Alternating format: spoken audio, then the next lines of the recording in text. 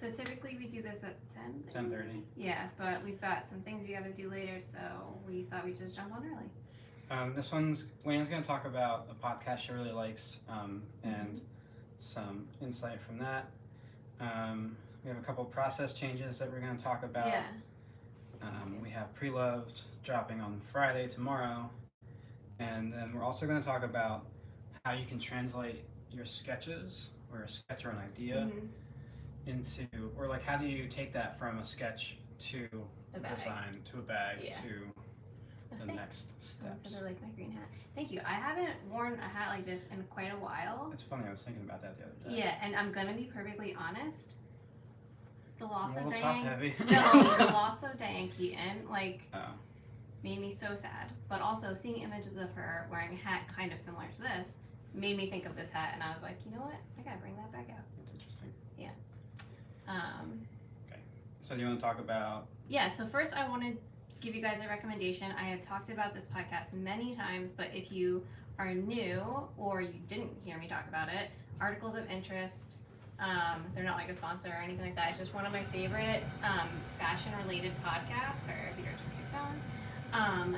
It talks about like lots of different tiny elements of fashion, but like goes into the history and the why of everything. And it's just very cool. The woman who, is the host of the podcast is awesome. She's really intelligent and just such a good podcast. Anyways. They're about to drop, it sounds like, a new 7-part series where they're going to be talking about basically how fashion went from this kind of like, I think they call it like Ivy or like preppy Ivy League type fashion into this next like extension of it, which would be like the outdoor version of that. And how American outdoor wear really influenced Japanese. The outdoor version of preppy or the outdoor version? Yeah, well, prep or Ivy League, collegiate style. Yeah. But it sounds really interesting, and I am very excited to learn about that. So I think that's dropping in a couple weeks. So yeah, if you don't follow Articles of Interest, first of all, I'm jealous because now you get to go listen to like a million of their podcasts. Like they literally talk about, like, just as an example, the history of pockets and why women's dresses for such a long time didn't have pockets. Does it talk about how bags are really just external pockets? Yes. It does? Yes. Pockets you can carry. You used to have to tie pockets on your waist. It's like the first fanny pack, right? But anyways, so yeah, Articles of Interest, go follow them if you don't, and if you do, get excited because they have a new series coming out, and it sounds really interesting. So next thing we want to talk about was a new process. Yes. What was the name? Articles of Interest. Yes. Mm-hmm. And Articles of Interest. Interest. Sorry, I'm talking quickly. I feel like. Yeah. I'm like, we have things to do. Stuff to talk about. Okay, so next, a slate process change. And that can be found anywhere, I guess? Yeah, I'm not sure. a podcast listener, so I don't know. You can get it anywhere. Okay. I think you can even just go to their website and listen to it that way if you wanted to. But yeah, I think any podcast player should have it. Very, very good. Next process change. It doesn't affect anything about how our bags look, but it's something I'm so happy about. Yeah. So I thought I'd just share it with you guys in case you do this sort of thing. So these are our rolled, stuffed, whatever you want to call it, top handles. These are for mini berries. I'm making a batch right now. And for the longest time, if I did a milled version of this, so these are bridal with a smooth leather, but if I did a milled version of this, I would use our Eco Stick. Which is the texture. Yeah, milled is that. So it's like it's the same leather. It's just been processed differently, so it has this like pebbly texture, and it's kind of more broken and it's soft. Soft being the key word there, because I would be able to use our Eco Stick glue, which is the Italian glue that you see me using out of this little tub here. Glue pot. Yeah, glue pot. And basically you put it on both sides of whatever you're gluing, let it set for a couple minutes, and then you stick it together. And if I was doing milled leather, that would be perfectly fine. It would work great. But then when I was doing bridal, because the bridal is just a stiffer leather when it starts off. When I would go to stick them together, it would stick, but then it would come apart. And it basically, because what you're doing is you have a flat piece of leather, and then I'd have leather cording in the middle to get that stuffed look. And then I put I'm sandwiching another piece on top, and kind of like pressing it down so that one side is flat and one side is rounded. So you get this scenario. Also, a cool bit of everyday science. I think this is so cool because we're going to nerd out for a second. Oh, good. But like the glue is contained in the reservoir. It can only go as high as this, right? So when you have to turn it to fill it up. But we go through this pretty quick these days. I think a lot of that has to do with the amount of top handles. Yeah. But this is, I believe, 0.45 liters. So that gets us how long do you think that gets us? Like 2 weeks? No, probably closer to a month, maybe 3 weeks. Yeah. Okay. It feels like I've been filling it up more often. I mean, maybe you haven't. I just didn't know it. That's cool. It's very possible. Anyways, so when I would do that with bridal, I would, let them set, stick it together, and there's glue on both sides on the cording as well, and I would stick it together, and they would just want to come apart, and it's because the bridal is just more stiff. So what I had been doing was using barge, which, as you guys probably know, and I'm sensitive to Nick is very the vapors. He gets the vapors. I get the vapors. He's very sensitive to like fumes, but like no one should really be breathing that in. It's not good for you. However, that glue works fantastically well. To be clear, we ventilate everything. Yes, we do when we're using it. But two things. One, it's kind of a pain in the butt to apply. It's very sticky when you even put it on. You put it on with like a brush that comes with the little glue can, or at least that's how I do it. And it smells terrible, which is the number one reason I don't want to use it. And it's just not like environmentally great. So, and not good for us to be breathing in. And reducing the amount of adhesives by one is great. Yes. And so I had a thought that I was like, maybe if I had a reason that I kind of thought about this and I can't remember what it was. Oh, you know what it was? I was making the new Ainsleys, and when I go to put the thin strip around the gusset, there were parts that weren't sticking well, which I was like, uh-oh. And so I just used my clips, like these, to just hold them in place while I was sewing, just to be extra careful so I didn't mess anything up. And I realized that having them clamped together, like, kind of solved the issue. So I was like, I wonder if I do everything the way I was doing it, but then put some of our pattern weights, can you grab a pattern weight, on either side and let them sit for a couple minutes, see if that would kind of solve the unsticking issue. And it did. So I did all of these top handles with our Eco Stick glue. And so I am just like over the moon about it. We don't have to use barge anymore. It was the only place left that we were using barge. Yeah. We had fully switched over to using the Eco Stick and Fabri-Tac. And Eco Stick is awesome because it's water soluble. Is that how you say it? Water based. Water based. Yeah. So rubber cements are solvent based, which is the solvent evaporates, and then what's left is the glue. Yeah. So there's no harsh fumes or smells or whatever coming from the Eco Stick. So I'm just over the moon that worked. Now I can sew them without issue, and I can use the same glue that I use for everything else. I'm so happy. Can you talk about how you decided to go with unlined bags? In some circles, lined bags seem to be more elevated, but I like the natural unlined look. Interesting. Yeah. So that's actually kind of a good segue. Hold on. I got stuff happening. Okay. But go ahead. Well, okay. So typically, gotta try Eco still using Aquilium. I tried Aquilium and I didn't feel like it worked. I don't know if there's more than one kind, but whatever one we tried didn't work great. Yeah, it wasn't as and it could have been user error. Totally. But because we know people that love Aquilium and use that as well. Mm-hmm. It's another water-based permanent adhesive. But for whatever reason, when we used it, it wasn't what we were hoping for. Yeah, and EcoStick. You should try it Can you anyway. tell them the number that EcoStick? I don't remember because they're Okay. like in giant jug. Like So the EcoStick glue does have different variations. here it is. Oh. So this And one they're is different strengths. this one is number 1804, which I believe, if I remember looking on their website, is typically used in shoemaking. So it's like, and it's their strongest strength Right. adhesion. Yes. So I recommend that one. And then do you want to go back to that question? Yeah, sorry. Let's see. Okay. Unlined. Why do we choose unlined? Right. Okay. So it's a great question, number one. So and Another one too. Another question, but go ahead. okay. So our bridal bags are unlined. Mhm.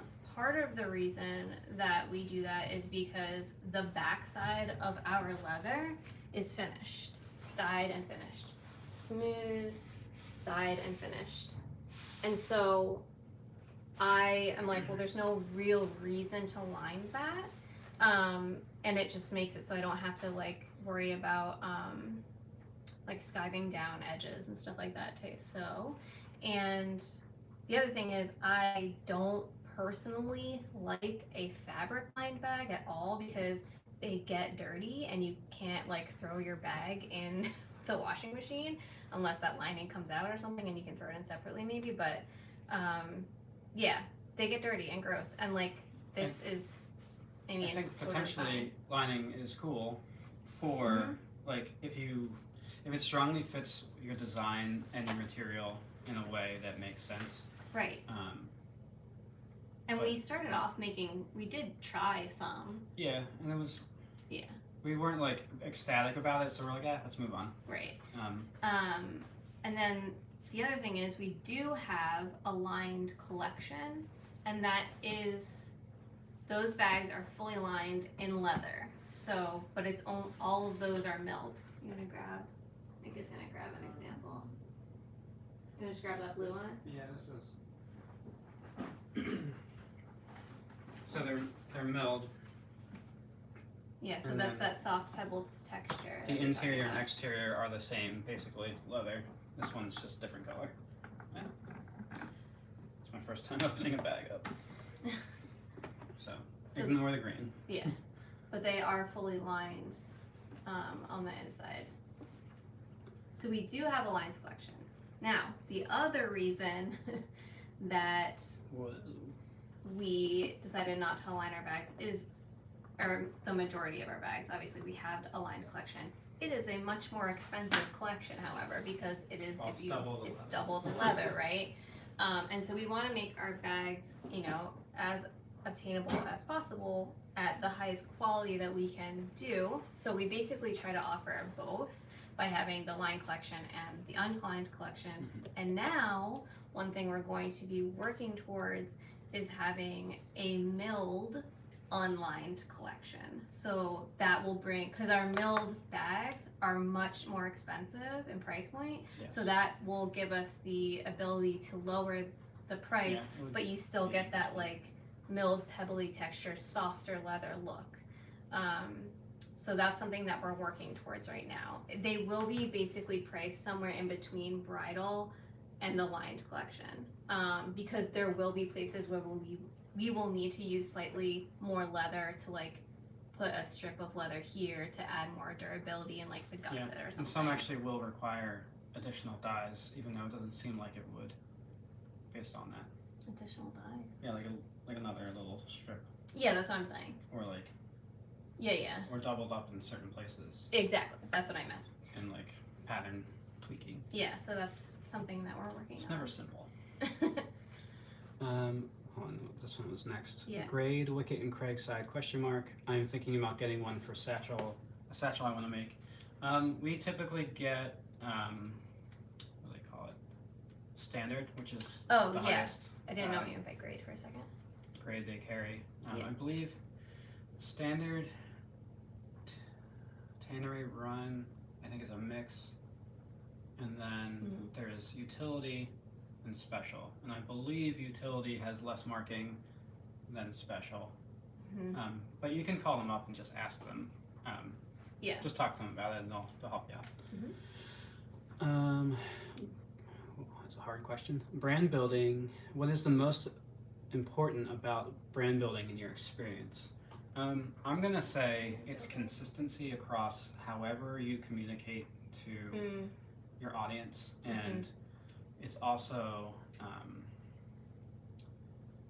yeah, I guess it's consistency. Consistency It's across like a all huge, things. huge part of it, Yeah. and like authenticity with the communication. Yeah. Yeah. That I would agree with all of that. A lot of companies will have like brand books where like the graphic designer works on like a whole branding package so that you know if you're doing this or this or that, these are the logos and things that you use, these are the fonts that you're allowed to use, even like size of font, things like that. There's and everything has a purpose. Every choice is a choice, whether you choose to omit it or not. Yeah. So like, yeah, everything's a decision. So the more simple you can make everything for yourself, the more clear you'll come across to your audience. Yeah. And you'll appear, in my opinion, different that way. Because I find I'm always thinking like, how can we simplify everything we're doing? Because it's a lot sometimes. She complicates it. I do. But I feel like we're kind of coming off of a complicated part, and we're now thinking about re-simplifying again. Yes. You always need to be kind of analyzing your message. Yeah. Yep. And yeah, it's got to come from a place of like reality kind of situation. Yeah, and then it's all about like trust building too. We are not super salesy people, or at least we certainly don't think of ourselves that way, and don't attempt to come across Buy my that bag. way. Yeah. And so like for us, it's just about this is what we're doing, this is how we do it, this is all the materials we use. We're not trying to gatekeep or anything like that. And we're just trying to share what we do and why we do it and why we love it. And I think that for us has been a huge win in building trust with our customers and those that follow us. And then focusing on what makes you different and kind of sorry. I have to gold foil something really fast. My timer went off. and harping on that can be helpful. You're probably going to feel like you're saying the same thing over and over and over again, but you want to be as consistent as possible. How do I keep hitting? I keep hitting the button. Anyway, that's what I have to say about that. Does Wicked and Craig bridal leather come finished on the backside? You can specify however you want from the tannery. So right, if you're getting it from Buckle Guy, it's finished on the back, right? Yes. Yeah. From Buckle Guy. Yeah.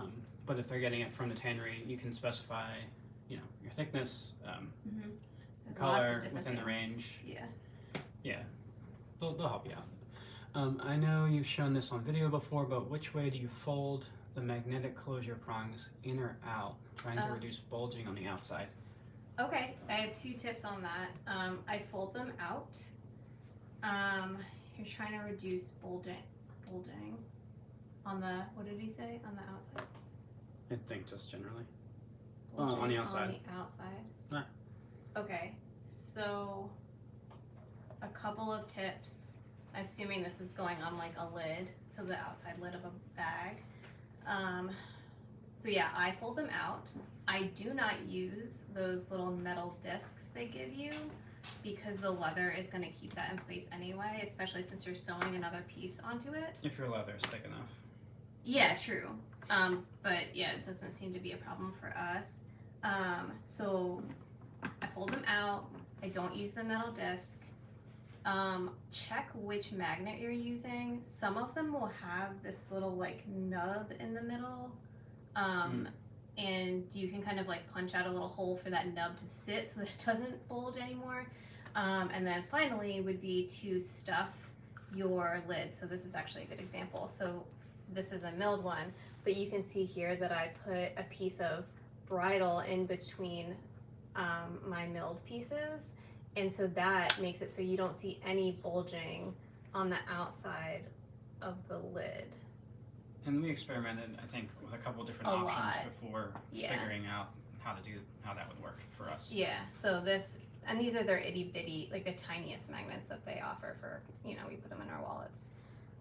So yeah, those are my tips on that. Hopefully that was helpful. How do you finish the edges when you line the bag, especially if the two leathers are different colors? I brought this back over to show you. Yeah. It's a choice. It's Yeah, a it design is. choice.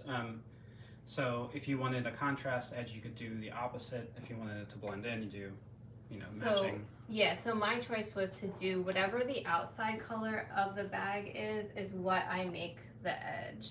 So those are together. You need to show you. Sorry. Insta can't see.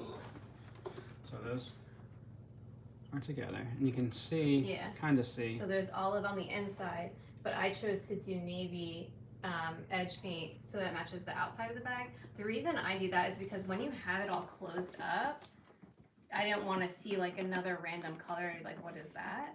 It would kind of seem like a mistake.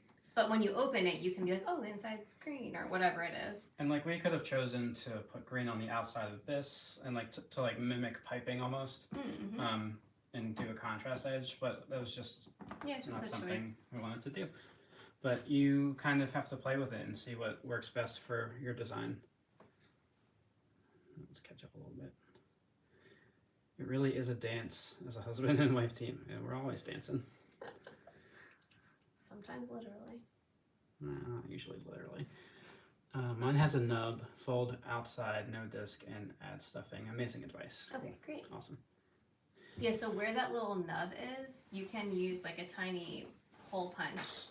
And so you have like your two vertical cuts that you make for the little feet or whatever you want to call them to go in. You can punch a little tiny hole in the middle for that nub to sit in, if that makes sense. Awesome. Thank you guys for the questions. Yeah. Hello Like from Texas. I'm starting to work on leather to make backpacks. I only use veg tan leather. Hides prices are high. Do you recommend any supplier? I mean, you're not gonna find like veg tan is more expensive for a reason. Yeah. You're not gonna find it's like a longer process. Super cheap option. No. I'd be more inclined to tell you to revisit your designs to see what you can make work. Backpacks are inherently a lot of leather, Yeah. even a small one. That's really tricky. And you probably are going to want to use just thinner leather, so it's not just Crazy super heavy. Yeah. But yeah, you kind of have to check around to see. But I don't think when you're working with veg, I don't think you're going to find anything that's like significantly different. Yeah. You might true. be able to get lucky, and especially with like tariffs and stuff too. Now I'm like it's harder to like look overseas even. depending on the square footage you use, you might be able to get away with using Italian veg to get a slightly more yield. It's really true. just it depends on a lot of things there. Yeah. And then how long it takes you to make stuff is. Their hides tend to be a bit smaller, right? They are. They're Yeah. smaller. Because they typically you're gonna and get a like little a bit double cleaner shoulder, usually. but they are cleaner. You get a good yield on them. Because usually Italian leathers, Italian tanneries will they'll cut the shoulder off before sending it to you, because they send those to be made into belts or soles, shoe soles. Their process You mean looks, the belly? Yeah, like the bellies and the. They're sending the belly off. They're giving you the double shoulder. Yeah. Yeah. They have a whole different process. They do. What are your opinions on different types of edge paint compared to folded edges? What lasts longer? That's a good question. I think they're two different things. Like, you don't have to, paint takes forever to dry. That's like one of the. And it's just it just takes a long time period. There's a lot of prep. So if you're folding your edge, right, there's no prep. You Right. just fold it and sew it and you're done. Well, you skive. Yeah, you have to skive. That's true. Edge painting, which is what we do, you have to sand, bevel, burnish, and then paint. And you may have to do more than one layer of paint, and that paint has to dry in between layers. So it is time consuming. We talk about it all the time. It is the most time consuming part of what we do. It is. Like 100%. when added up across a whole design, it Definitely. takes the most amount of individual time. It's crazy. Yeah. However, I think it looks better. Yeah, that's why we do it. That's why we do it. I think both last just as long as you're using a quality edge paint and doing a good job at burnishing. I have yet to see. So we have the preload program, and I've Right. yet to see one come back and be like, It's this missing is edge destroyed. paint. Yeah, like the edge paint's coming off or anything. Yeah, that's true. But like if you're especially hard on your bags, it's not going to change anything. You're gonna wear where you're gonna wear it along the edges. Right. But it's a good question though. Yeah, it's more the prep time and then just appearance, how you want it to look. Your capabilities, you have to have a dedicated machine to do that as well. Usually. Yeah, and how your bags are constructed too. Would you use faux leather to practice then? Faux leather? You can. We choose to use the leather we're going to use for the end product because there's no guessing at that point. Exactly. It's done. You're like, this is good. Let's move forward. Yeah. You're if not you want thinking to use like a piece that has a bunch of like scratches on it, that would be fine. Yeah. I prefer when I'm doing a prototype to make my prototype in the exact leather that I'm going to be making the final bag in. That way I know exactly how it's going to react to however I've constructed it, and how it's going to wear and how it's going to feel and all that stuff. If you use, let's say you use like a chrome tan leather versus a veg tan leather and use the chrome tan's much cheaper. Let's say you use chrome tan leather to make your prototype. Well, that is going to be a squishy, soft bag. It's not gonna do the same thing. Like I use the same weight leather, same everything. And just to be clear, Leanne doesn't make mistakes. So like that's not true. She doesn't make a lot of mistakes. So when she makes a prototype, it's almost there. Yeah. So it's like 85% depending. If you're someone who needs to go through iterations and iterations to get there, you might be better off like solving individual problems in other materials to cheapen or to make that less expensive for you. Everyone's process is different. Yours is even more different than I think most people. Yeah. My only argument though is that you might like resolve some design issues by prototyping with a cheap material, but then you might run into more issues when you then go to try to make the bag out of the actual material you intended. We're on the same page about this. Like that's why we do it this way. True. But yeah, he's right. I do like typically when I'm designing a bag, I make 2 to 3 prototypes tops. So say you want to solve individually for scale. So you make your bag, you look at the scale, and then you go, oh, I need to change this because I'm using a different material. I think that might be able to help you figure that out and figure out volume and space. Yeah, that part. And hold it and be 3-dimensional with it. But like Leanne said, she can't get over it.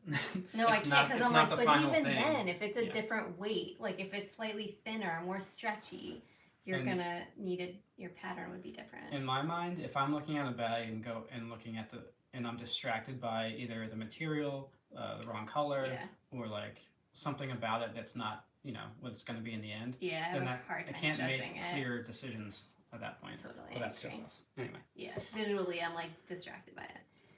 What kind of edge paint do you use? Do you use different products depending on the leather? Our edge paint is one of the few things we actually import. We work directly with a vendor to get it custom made. So. I can recommend some decent edge paints. What were the ones we used? Uniters? We used to use Uniters and Vernus. And I found Uniters to be a little thinner. Yep. And Vernus to be a little thicker. Yep. Both had good coverage. Yeah. Those would be the 2 that I would recommend. When we used them. We don't use them now. And we know someone that uses Fenice? Fenice? Yes. We haven't used that personally, but heard good things about that as well. Yep. All right, so. Okay, what was the next thing on our list? So we don't usually do this, but we have pre-loved dropping 9 bags tomorrow. It's like a mid-cycle. It's weird to be doing something in the middle of the month. Yeah, it is.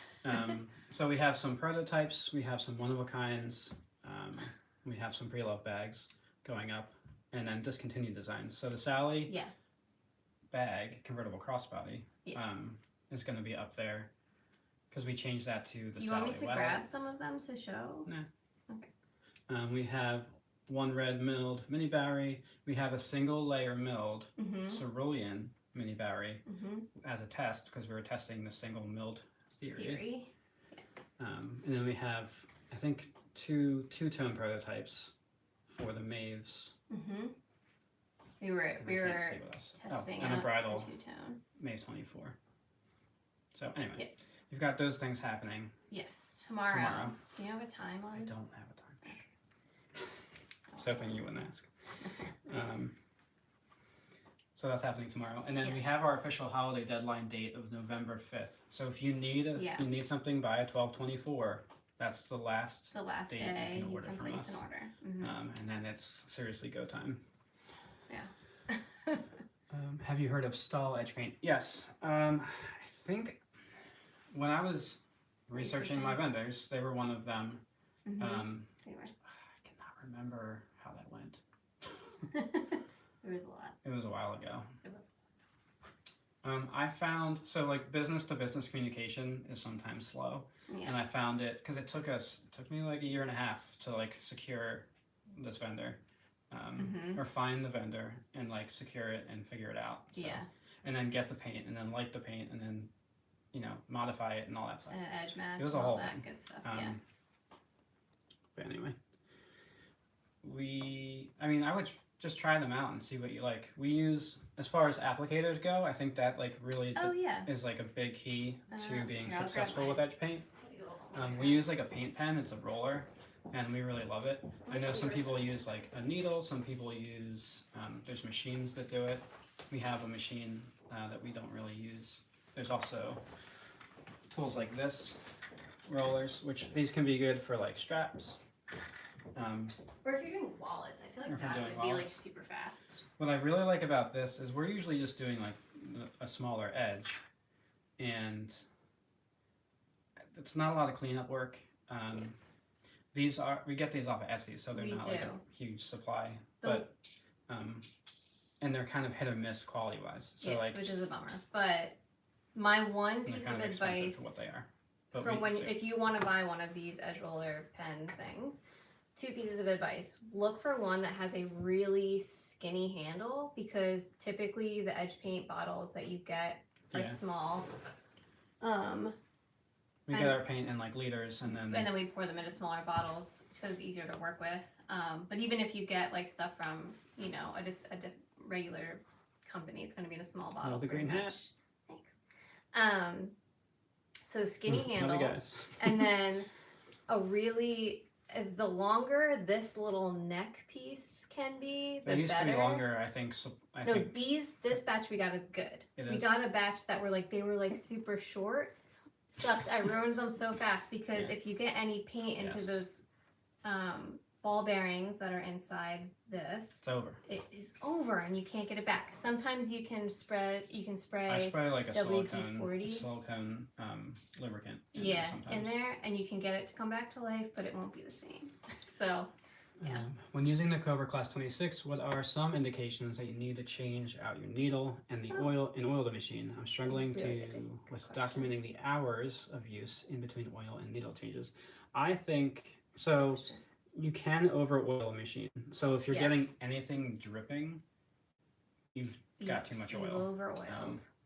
Sometimes I go crazy, and it drips down onto the presser foot. I usually will have a couple pieces of paper towel like hanging out by the sewing machine so that I can wipe the presser foot off before I sew anything, especially if like it's the first bag of the day that I'm working on, just to make sure nothing's dripping if he's oiled it recently. But if you look at the wicks around the machine, you should be able to tell if there's like oil, if it's like kind of wet or not.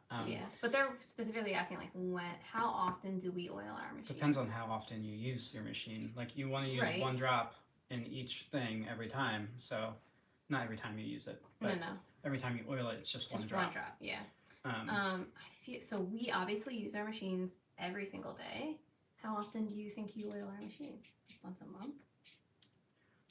It depends on when I remember. I would say ideally for us, it's like every 2 to 3 weeks, depending on the schedule. And then like needle changes, ideally it's like it could be once a week. Once a week, yeah. We probably don't. Like, I know because I use the machines every single day. I know when it needs to have the needle changed. So how do you know? Because that's part of the question. Okay, you can hear it a little bit. you can hear it's not going. It's like a little crunch sound before it goes into the leather. So a slight change in the sound. Yes. You can get like flags would be another thing. A flag is when your stitch like pops up like a little loop. Or if you feel like the machine is working harder than it normally does. Yeah, but once a week. If you're using your machine every day, once a week, I would change out the needle. You can also, if you have good eyes, you can. Yeah, you can see the difference. Can see the difference. In the tip. If you should probably just take out the one you have and change it now and look at it as it, because it dulls and it's round, as opposed to like a nice sharp tip. Yeah. On your needle. Also, just a real quick tip. Study the needle while it's still in the machine as best you can to figure out which way it's facing, because the Cobras don't have there's not like a flat side or a marked side to know which is front and back, so that's always a little tricky. But on the needle you'll see like a groove where the thread goes through. Yeah. Is that how you do it? Yeah. Anyway. Yeah. Put an old school pencil grip on one of these. That's a smart idea. Oh yeah, that is smart. I like that. Yes, I catch you live. When can I order next? I was checking your website this morning and could not find any information. Oh no, love your channel, thanks.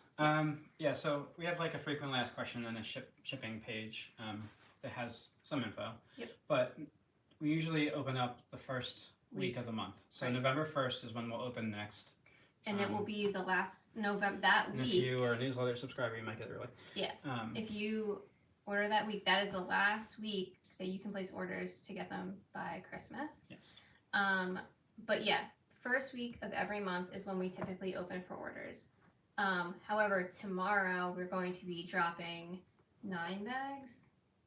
Yeah, so it's unusual, but we're dropping some pre-loved bags. So those will be up tomorrow. I'll send out an email for that as well. Yep.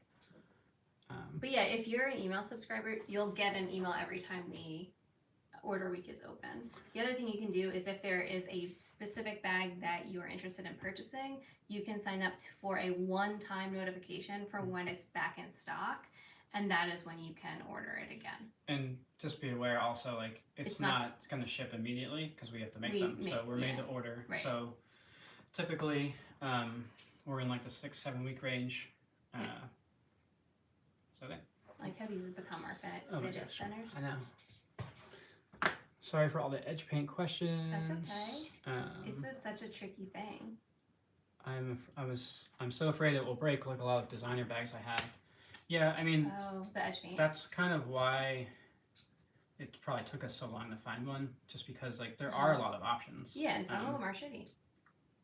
Don't curse. Sorry. I'm gonna get banned on Instagram. Oh, okay. Let's see. It's way worse things on there. Thanks for the advice regarding the Cobra. You guys rock. Maybe we'll get eventually to the sketch thing. Oh yeah. Did you guys start off with the bag straight away? I spent the past 10 months, 10 years. You gotta watch the clock because we gotta get going soon. Okay. 10 months working as a hobby on leather sandals, only to realize that money-wise, it's very hard to start off with them. Mm-hmm. Yeah, I mean, shoes are like a whole beast. It's a size thing. Yeah. Because you have to have the inventory. You have to have so many sizes. That's why it's great with doing bags. It's like one size fits all for the most part. Yeah. We do offer custom strap lengths if you need a longer strap though. Yeah, I feel like that's a hard one to get into. It is, and like the lasts and stuff that you use to like shape the shoe. I mean, I don't know. There's probably different ways to do it, but I know that most shoemakers use that. That was weird. Tried to do that earlier. All right, let's get into question of the day. Question of the day. How do you translate a sketch into a design? What do you do next? Okay. So, let's hear. I can. Oh wait, it's upstairs. Do you want to do me a favor really quick? Oh no. Do you want to run to the playroom? My sketchbook is on the TV stand. We're going upstairs. I was doodling. What about that sketchbook? No. This one has the Ainsley in it, so I feel like it's helpful. Okay. So the question is, how do you go from a sketch to a fully formed design? I'm sure it is different for everybody. The way I tend to do things is I'm like come up with a general idea of a design I want in my head, and I'll think about it forever, like literally at least 6 months. And in my head, I'm kind of like changing it, I'm thinking about how I'm actually gonna physically, put it together. Thank you. Sketch. And so sometimes I'll sketch out little like parts of the bag just to kind of figure out certain things of how things might go together.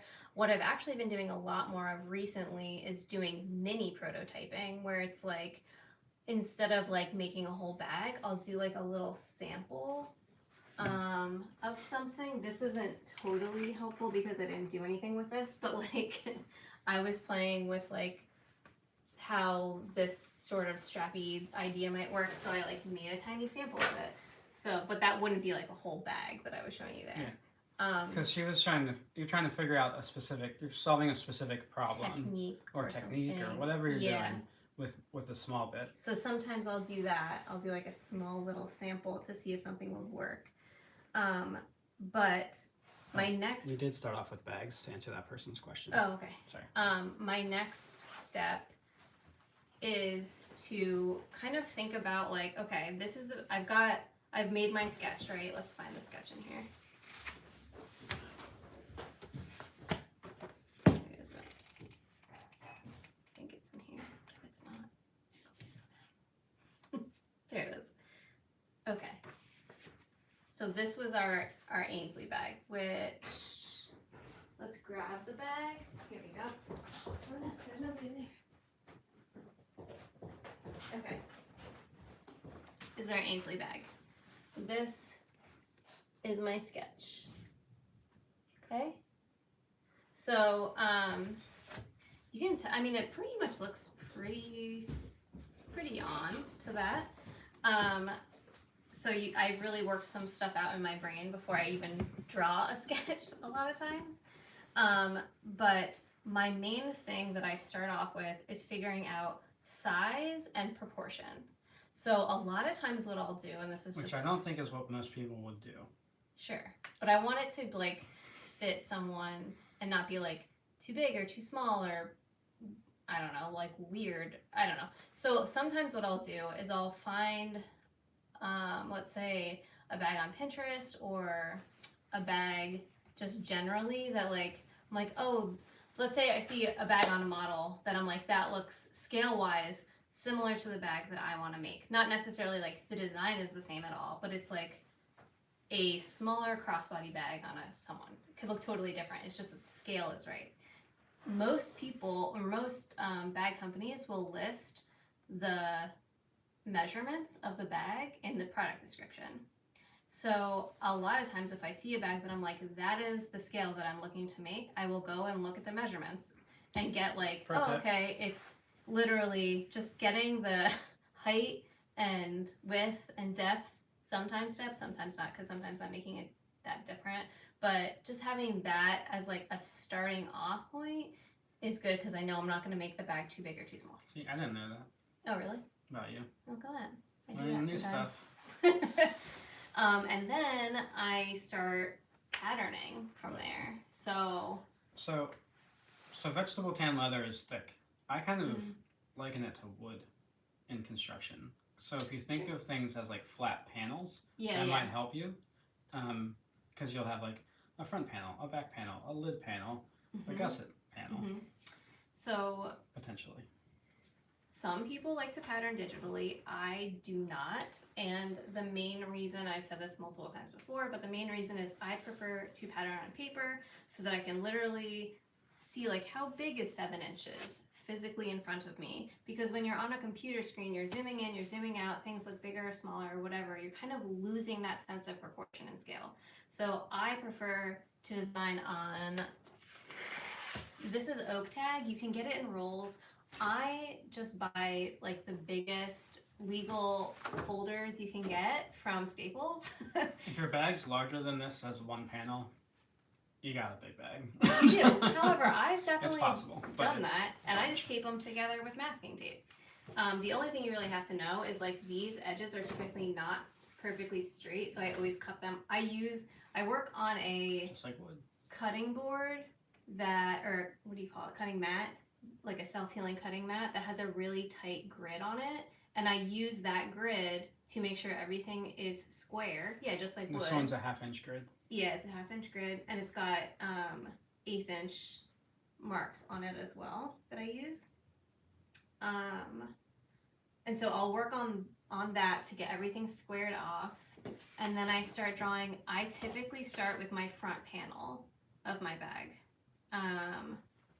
Trying to think if there's any bags where I didn't start with that. I mean, that's the most important bit, is like the front facing. Yeah, it's how you see the bag when anyone's wearing it. So yeah, I always start with my front panel. Once you have a design, how do you figure out the thickness of the leather for the bag? That's a good question. That is. We've kind of worked it to the point where we know it's going to be the thickness we use, which is between 4 and 5 ounces. That's a really good question. But depending on your design, that might change. Yeah. So if you are turning a bag, if you want your, so all our seams for like, well, we have a bag coming out that we're going to be working on that will be turned inside out. However, I do not recommend turning inside out veg tan bridal leather, which is what we use for the most part. Because you'll get creases and it is a workout. It is not fun. You won't be super happy with the results. But I have all my edges for the most part on the inside or the outside of my bag. That's how I construct my bags. And if I'm having a seam on the inside, like you can see, there is a seam on the inside right in here inside the bag. But I'm doing that with like thin strips so that I don't have to turn my bag inside out. And yeah, we've basically figured out the weight that works with that type of a design. It gets us the structure we like. It gets us and we design the feel. Right. We typically design very structured bags. If you're designing like a slouchy, squishy kind of bag, you're gonna want a softer, more supple, thinner leather, just generally. Probably like you probably don't want to go under 2 ounces for like a bag unless you're doubling up or adding some sort of filler. But so you can see on this guy, your design's going to heavily influence the thickness you want. Yeah, on this guy there is a seam on the inside, but like I sewed it while it was on the outside. If that makes any sense. You can watch our video on how I do it because Nick just dropped a bunch of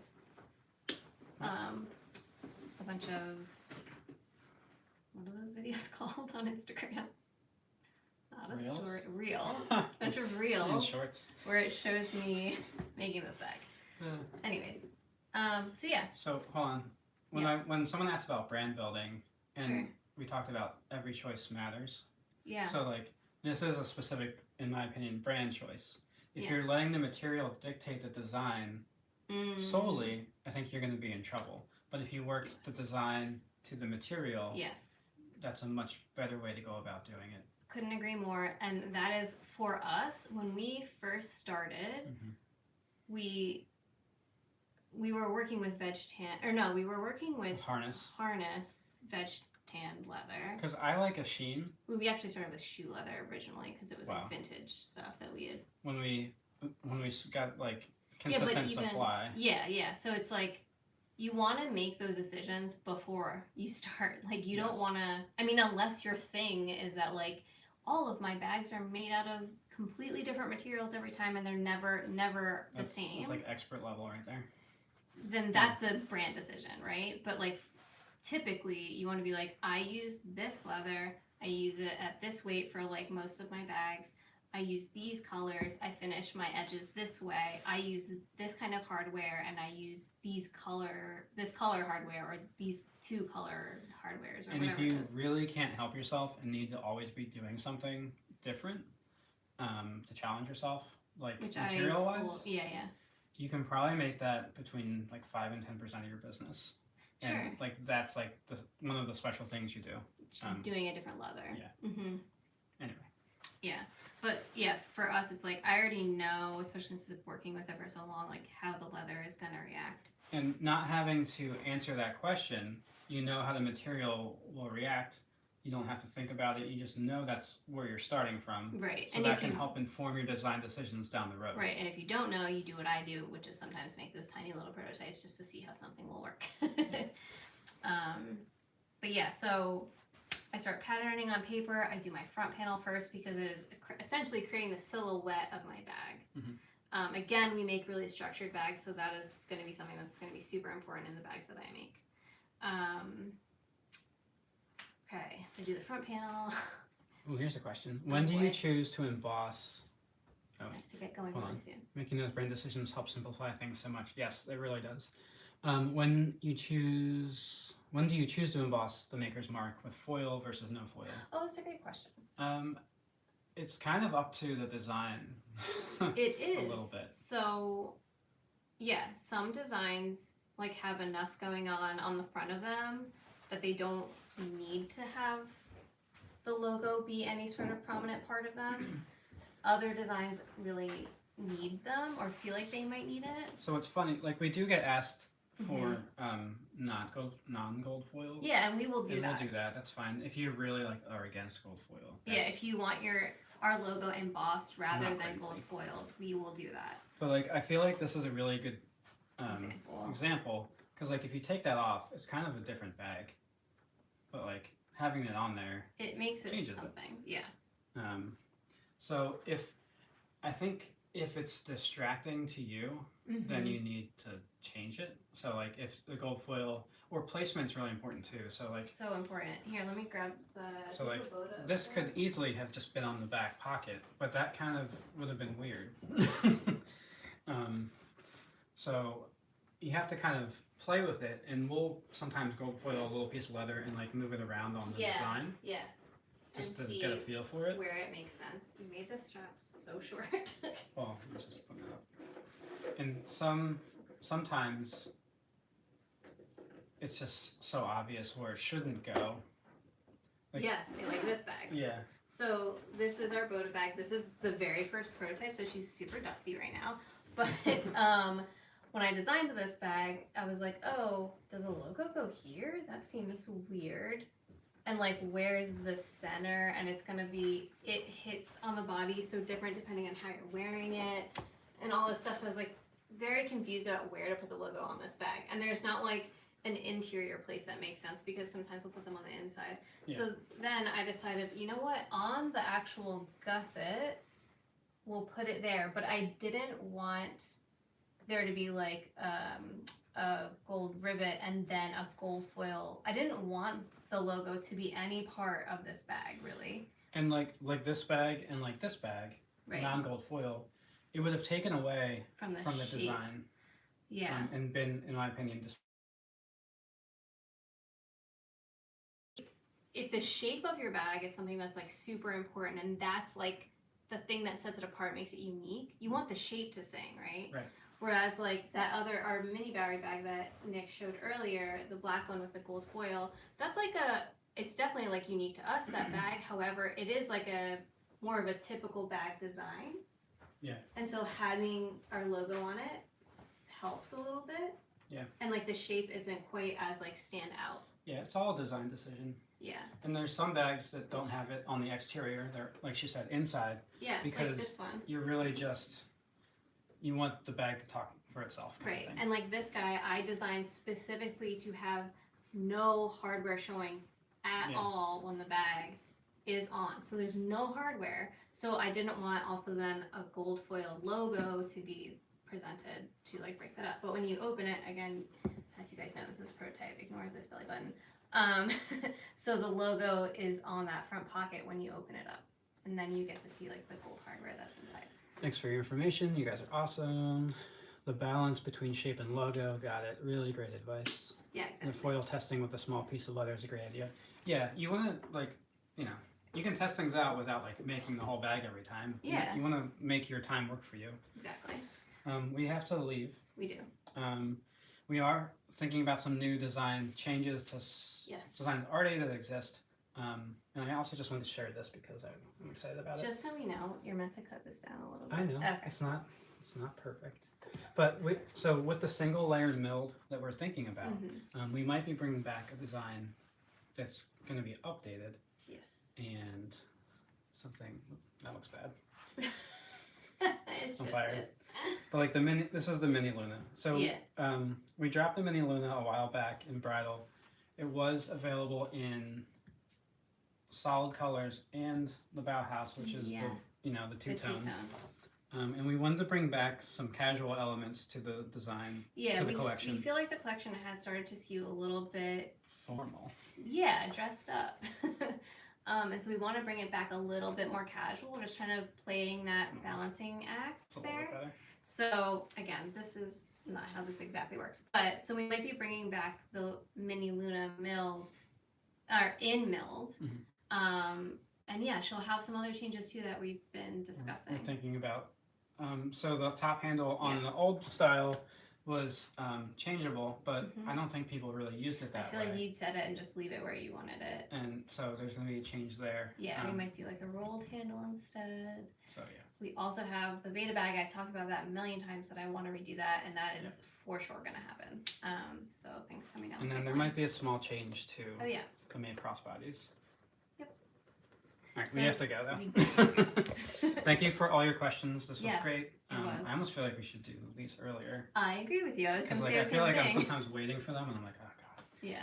But anyway, thanks again. We'll see you next week. Yes. And this was a good one. It was a good one. I liked it. I really like too having like a question of the week to thing. talk about. So maybe if you guys have a question that you like, a bigger concept question that you want us to answer, if you want to DM that to us, that'd be super helpful, and we can try to answer it next week. And specific questions are great, but like I feel like more broad for this is actually more helpful. Exactly. So yeah. All right. We'll see you next week. Bye. We have to go. Bye. Where we started.